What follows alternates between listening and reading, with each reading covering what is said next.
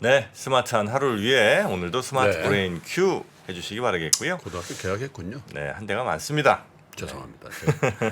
제가 학부형을 면한 지가 너무 오래돼 갖고 깜빡깜빡하시죠? 네. 네, 그럴 땐 스마트 브레인 큐가 있습니다. 먹어줘야 돼. 네, 먹어줘야 돼. 자 그러면 우리 네. 3프로TV의 스마트 브레인 우리 권순우 팀장님 모시겠습니다. 어서 오십시오. 네, 안녕하세요. 3프로TV 권순우 취재팀장입니다. 어서 네, 오세요. 반갑습니다. 네. 와, 근데 일본에서는 무려 133만 명에 대해서 대피령이 내렸대요. 이번에 그 태풍 때문에. 그리고 네.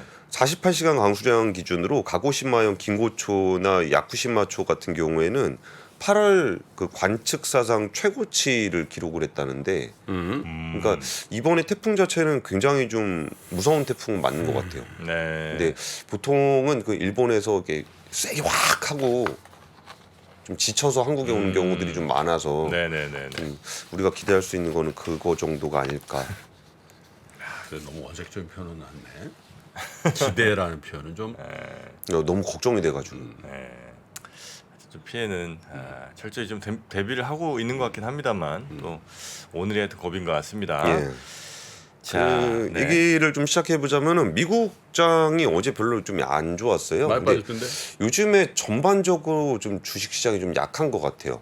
근데 우리나라에서는 테마를 중심으로 이렇게 개별 주식들이 좀 강하다 보니까 이게 조금 그런 게 좀 덜한데 시장 전반적으로는 좀 약한 것 같습니다. 다우존스 같은 경우에 마이너스 0.54%를 기록을 했고요. 나스닥은 1% 넘게 빠졌습니다. 마이너스 1.17%, S&P 500은 0.7% 빠졌습니다.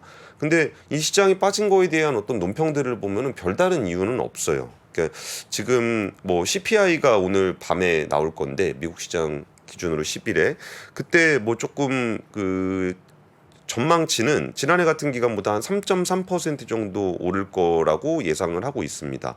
그 전달에 한 3% 정도가 됐으니까 네. 오히려 좀 오를 거다. 그러니까 CPI가 쭉 내려오고 있었는데 지난달에 3%였는데 이번에 3.3%로 오를 거다라는 전망이 좀 나오고 있어요. 오르겠죠 당연히. 네. 기저도 있고 막 그러다 보니까 그런 것 같은데 그러면은 그 다음에 좀 그러면 금리를 좀 더 올려야 되는 거 아니냐? 이게 물가가 좀 더 높아졌으니까 금리를 좀 더 높여야 되는 거 아니냐라는 말이 나올 법도 한데 네. 지금 이제 FOMC가 바로 없고 9월에 있습니다. 그렇죠. 예, 그러다 보니까 이게 좀 텀이 좀 길어요. 그래서 이번에 CPI 나오는 것만으로 이제 뭔가 거시적으로 영향을 줄 것 같진 않은데 뭔가 전반적으로 그동안 한 5개월 동안 주식 시장이 워낙 달려왔기 때문에 좀 이런 이슈에도 조금 예민하게 좀 반응을 하는 것 같아요. 그래서 이제 9월에 기준금리를 동결할 가능성에 대해서 그 미국 금리 선물 시장에서는 금리 동결을 한 85% 정도 예상을 해요. 86.5%. 그리고 연말까지 25bp를 추가로 인상할 가능성이 한 25%가량. 네. 그러니까 시장은 어떤 CPI가 나오든 금리 인상이 거의 종결됐다라고 판단을 하고 있어요. 근데 그럼에도 불구하고 주시장은 좀 약해요. 네. 그러니까 그런 부분들은 오히려 좀 많이 오른 것에 대한 부담을 뭐 다른 명분을 통해서 조금 해소하고 있는 게 아닌가. 그 중에 그 명분 중에 제일 대표적인 거는 금리 올라가는 거가 네. 아닌가 싶습니다. 자, 예. 그러면 자 본격적인 뉴스 3. 네. 첫 번째 뉴스는요. 이번에 그 또 미국이 중국에 대해서 반도체 규제를 했어요. 반도체 규제를 했는데 그 세 가지 품목이었습니다. 그러니까 분야. 그 중국의 첨단 반도체, 양자 컴퓨팅, 인공지능 이 세 개 분야에 대해서 그 미국 자본이 중국의 이 세 개 분야에 대해서 투자를 못하도록 행정명령을 내렸어요. 예. 그러니까 중국에 투자를 진행하려는 기업은 사전에 투자 계획을 의무적으로 신고를 해야 되고요. 그리고 이걸 신고했을 때 그 투자를 해도 되냐 안 되냐를 그 미국의 재무장관, 자는 옐런 장관이 결정을 하는 쪽으로 했어요. 그러다 보니까 이게 지금 미중 갈등이 조금은 요새 다소 완화되는 모습을 좀 보이고 있었는데 이걸 통해서 굉장히 좀 악화될 위험이 좀 커졌습니다. 그래서 그 바이든 대통령이 의회에 보낸 서한에서는 군사 및 정보 관련 핵심 기술에 있어 국가 위기 상황을 선언한다. 굉장히 좀 말이 세죠. 그러면서 일부 미국 자본의 투자가 중국의 어떤 이런 것들을 지원함으로써 그 위험을 한층 키우고 있다라고 얘기를 했고요. 뉴욕타임즈는 이 사안에 대해서 굉장히 미국 언론에서는 이 부분에 대해서 지금 굉장히 크게 보도를 하고 있어요. 네. 이게 그 중국과의 갈등이 한층 고조될 전망이다. 이번에 행정명령은 세계 양대 경제 사이를 벌려놓는 가장 큰 조치라고 좀 하고 있어요. 그래서 중국 대사관에서도 미국이 상습적으로 기술과 무역 문제를 정치화하고 국가 안보라는 이름으로 무기화를 하고 있다. 우리는 우리의 이익을 보호할 것이다라고 얘기를 하고 있습니다. 물론 이러다 보니까 이제 그거는 이제 미국 자본의 중국 투자를 제한하는 거잖아요. 그 중에서도 양자 컴퓨팅, 첨단 반도체, 인공지능 이런 건데 좀 이런 얘기가 나오면 우리가 자꾸 눈치를 보게 됩니다. 우리는 미국 자본이 아닌데 우리는 한국 자본이잖아요. 근데 또 우리한테도 또 중국에 투자 못하게 하는 거 아닌가라는 좀 우려를 하게 되는데 일단은 이 부분에 있어서 좀 완전히 자유롭진 않은 상황이에요. 네. 이게 뭔가 이런 것들을 할 때 인도태평양 지역의 다양한 국가들이 이거를 같이 하게 되는 게 있고, 그러니까 미국의 어떤 반도체 장비를 수출 금지를 했을 때도 미국 회사가 아닌 네덜란드라든지 일본이라든지 이런 데들도 다 같이 반도체 장비를 못하게 수출 못하게 됐었거든요. 그러다 보니까 우리도 뭐 문제가 좀 생기지 않을까라는 좀 걱정을 좀 하고 있는 게 있고, 또 하나는 지금 중국에서 자본이 꽤 많이 빠져나오고 있는 상황입니다. 그렇죠. 그러니까 그러면서 그 자본이 빠져나오고 있는 자금 중에 상당수가 지금 일본으로 가는 경향이 좀 있어요. 예. 그러다 보니까 일본 증시도 좋고 뭐 FDI, 그러니까 직접 투자도 굉장히 많이 나오고 뭐 그러고 있는데, 지금 이런 상황에서 자금이 더 빠져나갈 가능성에 대해서도 좀 우려의 목소리가 좀 나오고 있어요. 그래서 이번에 뭐 다양한 미국의 조치가 있었는데 그 자본 투자를 못하게 했던 조치가 또 나옴으로써 양국 관계가 다시 한번 조금은 냉랭해질 수 있는 그런 상황이 됐습니다. 뭐 내년 뭐 미국 대선 때까지 계속 나오겠죠. 아, 중국 대선이 대선전이 시작되면은 네. 더 나올 거예요. 왜냐면 저게 득표에 도움이 돼요, 실제로. 그렇죠. 예, 저기서 예를 들면 중국하고 우리 친하게 지내기로 했습니다. 그게 득표에 도움이 되는 게 아니라 여야를 떠나서 여야를 떠나서 미국도 애국주의가 굉장합니다 지금.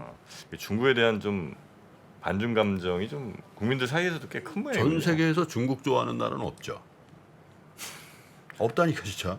아니 뭐 좀 있습니다. 라오스 뭐 이런 데 있겠죠. 캄보디아 같은 경우도 이분들이 민심을 모르시네. 그건 정권들끼리 좋은 거예요. 그 밖에 그 밑에 밑바닥 민심은 중국 좋아하는 데가 없어요. 한 나라도 없다. 한 나라도 없지. 전수조사 해보셨습니까? 내가 그냥 글로벌 네트워크를 해보면 그렇다. 그래. 민심이 진짜 몽골 같은 데 가잖아요. 네. 한국 사람 보고 밖에 밤에 못 돌아다니게 해요. 왜냐면 중국 사람으로 오인하면은 린치당한. 실제로 그렇다니까. 근데 몽골에서 한국은 인기가 좀 좋습니다. 그 인기 옛날만큼 안 좋아요. 그래요? 한국도 안 좋아요? 옛날만큼 안 좋아요. 옛날엔 굉장히 좋았어요. 오. 요새 CU 편의점이 몽골에서 인기가 되게 많아요. 거의 다 CU라며. 네. 그리고 그렇죠. 그 몽골의 어떤 신도시가 보면은 일산 느낌 납니다. 거의 뭐 유통이 그냥 네, 그리고서 거기에 그 우리나라랑 몽골 교역 중에 그러니까 몽골 시장에서 음료수 1위가 한국이거든요. 근데 그게 단순히 음료수만 보는 게 아니라 그러니까 유통이 이렇게 우리나라가 돼 있으니까 이 유통망을 통해서 한국 제품들이 또 이렇게 팔려요. 그래가지고 몽골의 그 한국 거는 악권을 참고하시면 알겠습니다. 될 것 같습니다. 북한 어떠냐고 물어보시는데요. 북한 사람들도 뭐 중국 옛날에 다 떼놈이라고 다 그랬잖아. 좋아하겠어. 자신하는 걸로. 위에들끼리도 별로 안 친해요 요즘. 러시아하고 친하다 요즘 김정은. 그래요? 러시아 국방장 갔다 왔잖아요. 거기 그쵸. 저 말석에 중국 넣고. 국제 정세 좀 보세요. 정프로님. 아니 근데 그렇게 따지면 좋아하는 나라 별로 없지 않나? 없어. 아니 어느 나라든. 우리? 아니 그러니까 뭐 저 예를 들어 미국 좋아하는 나라는 또 뭐 얼마나 있겠어요.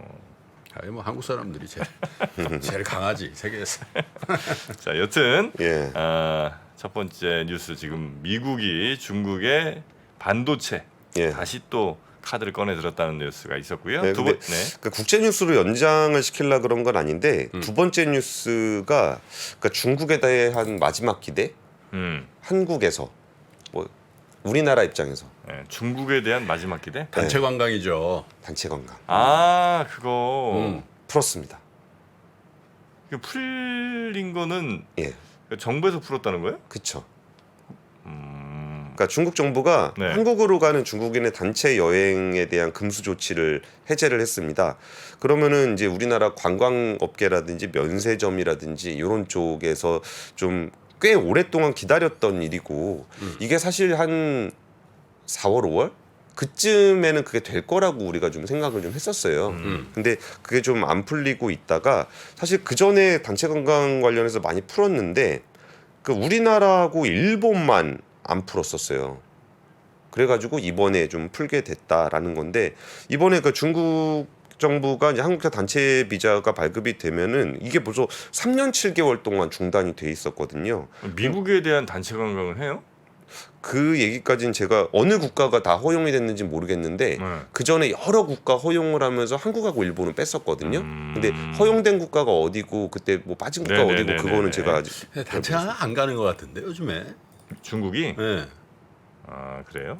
네, 안 가니까 푼 거 아니에요? 아 오늘 김프로님 굉장히 긴 빼시네. 하루 쉬더니 내가 어차피 단체 관광 안 가니까 그 좀 풀어줄게 이렇게 간다 이거죠. 죄송합니다. 예. 사죄하겠습니다. 근데 거기서 일단은 한국의 단체 비자 관련해서는 단체 관광 비자 관련해서는 원래 계속 이렇게 허용이 돼 있다가 2017년에 사드 배치에 대한 어떤 한한령의 시작이 이 단체 관광 금지였어요. 그러면서 거기 그 당시만 하더라도 연간 한 800만 명 정도가 우리나라에 방문을 했었습니다. 연 800만. 예. 와. 근데 거기서 이제 단체 비자가 발급이 중단이 되고 그리고서 이제 한한령이 조금 괜찮아질 법했던 데가 2019년쯤에 비자가 발급을 해주기로 했습니다. 근데 그 다음에 바로 또 코로나19가 와서 2020년에 다시 중단이 됐었고 그리고 나서 이제 이번에 처음으로 다시 풀리게 되는 거예요. 근데 그 지난 3월 기준으로 봤을 때 한국에 들어왔던 중국 그 개인 관광객이겠죠. 한 7만 명 정도가 되는데 아까 제가 연간 800만 명이 왔었다 그랬잖아요. 네. 근데 이게 7만 명으로 줄어든 거예요. 그리고 전체 관광객 중에 그러니까 중국 관광객은 한 9.1% 정도밖에 안 되고 네. 그러다 보니까 사실 그 관광객 수요로 있었던 종로라든지 명동 지금도 가봐도 거의 임대 표시가 굉장히 많습니다. 많더라고요. 그리고 거의 롯데, 신라, 신세계 같은 면세점 같은 경우도 2018년에 매출액이 25조 원이었습니다. 근데 지난해 같은 경우에 17조 원 정도로 굉장히 많이 줄었어요. 네. 그래서 이런 부분들에 대해서 그 올해 초에 했던 거는 한 20개국 정도의 단체 관광을 좀 풀었었거든요. 근데 우리나라 그 다음에 3월에는 40개국을 풀었고, 근데 우리나라하고 일본만 좀 그 배제를 해놨던 상황입니다. 근데 이게 되면은 이제 항공이라든지 뭐 면세점이라든지 관광이라든지 이쪽이 조금 수혜를 받을 수 있지 않을까라고 기대를 하고 있는 건데 사실 이번에 중국이 그 여행 제한을 해지했던 부분들은 뭐라고 보세요? 해지했던 이유가 뭐냐? 예, 예. 중국이 단체 관광을 한국에 대해서 푸른 이유. 역시 뭐 굳이 좀 따져보자면 그 미중 반도체 요 분쟁에서 또 키 플레이어인 우리나라를 예. 조금 자기네 편으로 만들려는 그런 전략 아닌가? 예, 그게 1차적으로 생각해 볼 수 있는 건데. 1차적입니까? 근데 약간 좀 네거티브라기보다 좀 상황을 좀 심각하게 보는 분들은 네. 그러니까 우리나라에 대한 어떤 구애의 표시로 볼 수도 있잖아요. 네. 그런 정도가 아니라 중국이 내수가 너무 힘들어서 그런 것 같다라는 평가가 지배적이에요. 내수인데 여기 오는 게 무슨 상관이에요? 그러니까 한국도 좀 보내달라. 우리도 관광객 갈 테니까 한국 관광객도 중국 좀 와라. 그게 플러스일까? 그러면서 이번에 같이 취했던 조치가 뭐냐면은 그 우리나라 관광객이 중국에 가면은 지문을 가져가요. 네. 그거를 이제 연말까지 풀겠다라는 조치를 같이 발표를 했어요. 근데 연말까지 이번에 바로 푸는 건 아니고 네. 그러니까 이것도 좀 우리도 풀어줄 테니까 한국 관광객도 좀 와서 우리한테 관광을 좀 왔으면 좋겠다라는 시그널로 해석을 하는 게 이번에 그 지문 채취 중단하고 같이 연계해서 그러니까 정책 지문 발표를 채취 했거든요. 중단을 연말까지는 그냥 안 해도 되는 걸로 한다는 거야? 아니면 연말까지는 그 점진적으로 푼다는 거였지. 점진적으로 푼다? 예, 그래서 연말까지 일시적으로 중단하겠다라고 했는데 그러니까 연말까지 중단하겠다. 일단 연말까지는 그 다음에는 또 저거 하고 어떻게 될지는 모르나. 예. 근데 뭐 그 아직 뒤에 급하지 않은 모양이다. 그러니까 아직 안 아니 급해 이제 저기. 급하니까 지금 당장 푼다는 거 아니에요, 그죠? 그쵸. 예. 예. 예. 계속 푼다 그래야지 뭐 연말까지. 덜 급해. 그래서 이런 부분들이 그래도 이것 때문에 눌려 있는 산업들이 꽤 많아요. 이거 기대하고 있는 산업들이 되게 많습니다. 그러니까 중국에 대한 어떤 부정적인 감정들이 많다라는 얘기는 김프로님이 계속 해주셨는데 그럼에도 불구하고 거기를 기대하고 있는 산업들이 굉장히 많아서 이 뉴스는 좀 전해드리고 싶었습니다. 네. 자. 그리고 이게 중국이 어제 소비자 물가 지수 발표됐거든요. 네. 근데 마이너스 0.3 나왔어요. 디플레네. 네. 디플레. 그러니까 뭐 사실 시장 전망은 마이너스 0.4긴 했는데 이번에 0.3 나오면서 이게 뭐 PPI 같은 경우도 이제 4.4% 하락했거든요. 그렇죠. 마이너스 4.4. 그게 심각하다는 거잖아요. 예. 그러니까 PPI, CPI, 그러니까 생산자 물가도 떨어지고 소비자 물가도 떨어지고 이게 마이너스 인플레이션, 그러니까 마이너스 물가가 나왔다는 것도 좀 중국의 어떤 그 하반기 반등에 대한 기대 수준을 조금 낮춰야 될 거라는 그런 얘기들을 계속 이게 하고 이제 있습니다. 중국을 걱정하는 사람들의 대부분의 시각이 뭐냐면 중국이 굉장히 심각한데 상층부의 중국의 그 권력자들은 그걸 잘 못 느낀다는 거예요. 심각성을. 네. 그러니까 경기 부양도 찔끔찔끔 자기가 이렇게 비난하잖아. 그렇게 그래요? 해야 되는데 찔끔찔끔하고 이건 못 느낀대요. 못 느낀다는 거예요. 그러니까 저 구중구로 자금성 저 안에 사니까 모르겠지 뭐. 그거는 좀 바람직한 시그널은 아니네요. 그러니까. 네. 자, 세 번째 뉴스 얼른 가보겠습니다. 세 번째 뉴스는 저는 이런 뉴스 처음 봤는데 그 국민은행 직원들이 고객사의 미공개 정보를 이용해서 127억을 챙겼다라는 제목의 기사예요. 매일 터지는구만 매일 뭐가. 근데 이거는 되게 저 에? 처음 봤는데 뭐예요 이거? 그 은행 직원들이 아까 돈을 빼간 건 아닌데 네. 뭐냐면은 이제 2021년부터 2023년까지 이렇게 한 번도 아니에요. 네. 여러 번. 네. 그래서 61개 상장사의 무상증자 업무를 대행하는 과정에서 그 무상증자 정보를 활용해서 주식 투자를 한 거예요. 무상증자는 대체로 오르니까. 대체로 오르니까. 그 사람들은 어떻게 미리 알았죠? 이 업무를 대행을 했었대요. 증자 대행 업무. 예, 예. 야, 진짜. 와, 이거는 진짜 저도 처음 봤어요. 금융회사에서 그 업무를 하는 사람이 그 미공개 정보를 활용해서 본인이 그거 실명으로 하진 않았을 것 같은데. 그러니까 본인도 했고 본인 실명으로도 했어요? 그리고 본인과 가족 명의도 했고 주변 친지 지인까지 해서 그러니까 본인이 해서 올린 게 한 66억 정도의 매매 이익을 얻었고요. 66억 원. 그리고 이제 정보 수령자죠. 2차 정보 수령자라고 보통 얘기하는 사람들이 뭐 가족 친지 지인한테 정보를 전달해서 한 61억 원. 그래서 두 개 합쳐서 127억 원인데 이게 아니 그 업무를 누군가는 해야 되잖아요. 그러니까 우리가 이제 굉장히 중요한 정보가 중요한 이벤트가 발생을 하면은 그 일을 누군가는 해야 되는데 그 일을 하는 사람이 그걸 가지고 주식 투자를 하지 않을 거다라는 거는 우리가 가지고 있는 기본적인 신뢰잖아요.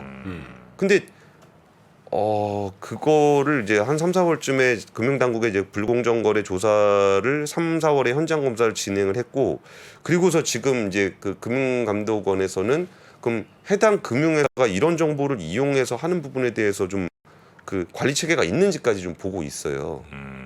그러니까 와, 근데 제가 알기로는 금융회사의 임직원들은 그 저 시세 영향을 줄 만한 업무를 하는 분들은 그 계좌 다 신고하게 돼 있고 뭐 그 내부 통제가 돼 있는 걸로 아는데 그 자기 명의로 그걸 하는 건 날 잡아가시오 하는 거 아니에요? 그러니까 그거를 이게 정확하게 누구 명의다라는 것까지는 안 나왔는데 지금 기사에 구분되어 있는 거는 본인이 얻은 이익이 66억 원이고 정보 수령자를 통해서 얻은 이익이 61억 원이다 이렇게 나와요. 이게 특정한 개인이에요? 사람들이에요? 직원들. 네, 직원들. 그러니까 그렇게 많이 벌었어? 그러니까 이게 이제 전에도 이런 일이 있었겠죠. 그러니까 이 사람들도 별 큰 죄의식 없이 막 이렇게 한 거 아니겠어요? 그게 정프로님은 항상 무슨 일이 발생하면 이제 뭐 계속 원래 그러지 않았겠느냐라고 얘기하는데 생각을 해봐요. 이게 근데 이 정프로의 생각이 일반인의 생각이에요. 그렇긴 할 것 같아요. 권프로는 이제 이 기자들의 생각이고 저는 이제 금융회사의 생각이고 이 사람 생각이 일반인의 생각이라고. 아이고. 정프로가 일반인의 생각이에요? 그러니까 이건 일반인들은 뭘 몰라서 그런데 아니 그게 아니라 보통의 정서라는 거지. 이게 아닌 정서 이 목소리를 들어야 돼. 이 목소리. 그러니까 아닌 정서는 뭐예요 도대체? 아니 그게 제가 네. 그런 얘기를 하기가 이거 처음 보는 사건이라고 말씀드렸잖아요. 아니 그러니까 왜냐하면 그거는 네. 저런 건 있는 것 같아요. 그러니까 기본적으로 이제 금융회사 사람들을 저는 좀 많이 만나니까. 그러니까. 그럼 그 중에서 사고 친 사람이 있는 거고 네.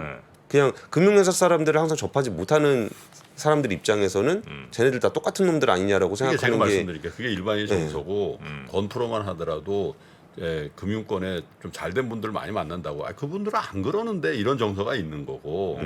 또 저는 이제 금융회사 출신이니까 금융회사 출신들이 다 그런 건 아니지 이런 생각도 있는데 이분 생각이 맞다라는 얘기예요. 저는 안 그런 분도 있는 데가 아니고 안 걸린 분도 있는데 이렇게 봅니다. 왜냐면 자 지금 이게 올라갈 게 거의 확실해요. 네. 한 30%는 무조건 뜬다. 네. 이 느낌이 있어요. 근데 그 정보를 알았어. 저 처조카 이렇게 내 이름이나 아내 이름 혹은 뭐 직계 존비속은 안 하겠죠. 어쨌든 뭐 그건 걸릴 수 있으니까. 근데 그건 뭐 저기 그 처남한테 얘기해서 그거 좀 하라 그래.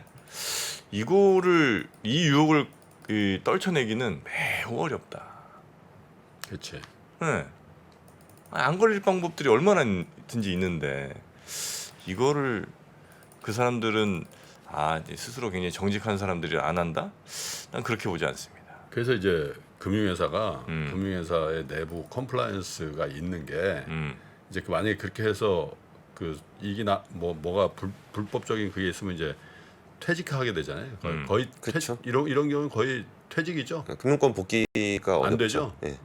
그래서 그런 게 이제 최후의 보루인데 퇴직하고 저 현행 형벌을 받아요? 아니면 당연히 당연히 그건 따로 또 받고 형사벌은 따로 받고 음. 감독 규정에 따라서 금융권 임원들급 같은 경우는 금융권 취업이 제한이 돼요. 금융권에 업무를 할 수 없게 되고.